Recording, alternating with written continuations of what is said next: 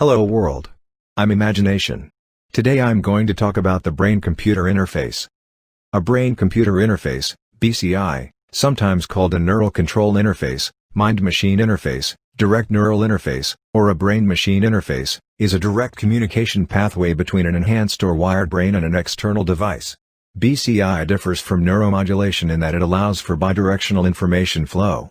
BCIs are often directed at researching, mapping, assisting, augmenting, or repairing human cognitive or sensory motor functions. Research on BCIs began in the 1970s at the University of California, Los Angeles under a grant from the National Science Foundation, followed by a contract from DARPA. The papers published after this research also marked the first appearance of the expression brain-computer interface in the scientific literature. Several laboratories have managed to record signals from monkey and rat cerebral cortices to operate BCIs to move. Monkeys have navigated computer cursors on screen and commanded robotic arms to perform simple tasks simply by thinking about the task and seeing the visual feedback, but without any motor output. In May 2008, photographs that showed a monkey at the University of Pittsburgh Medical Center operating a robotic arm by thinking were published in several well-known science journals and magazines. Neuralink, a neurotechnology firm co-founded by Elon in 2016, hopes to deliver on an even more grandiose pursuit. Alongside global warming and the possibility of human extinction, Musk is heavily concerned with another existential threat: the advancement of artificial intelligence. The specific objective of Neuralink is to develop ultra-high bandwidth brain-machine interfaces to connect humans and computers. Practically, this materializes as a chip that is implanted into the brain to achieve a sort of symbiosis with artificial intelligence that can significantly preserve and enhance our brains. While the company's current focus with the early versions of this implant is to understand and treat brain injuries and disorders, Musk believes this technology is an important step to ensuring a well-aligned future alongside artificial intelligence. With any AI scenario, we will be left behind. With a high-bandwidth, brain-machine interface, we can go along for the ride. Our brains function through a large network of neurons communicating through neurotransmitters at the connection points known as synapses. These neurotransmitters are released in response to electrical spikes called action potentials.